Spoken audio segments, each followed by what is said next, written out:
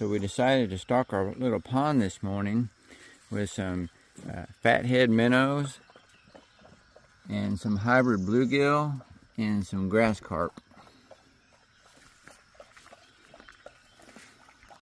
This is 2 pounds of fathead minnows, about 400 altogether.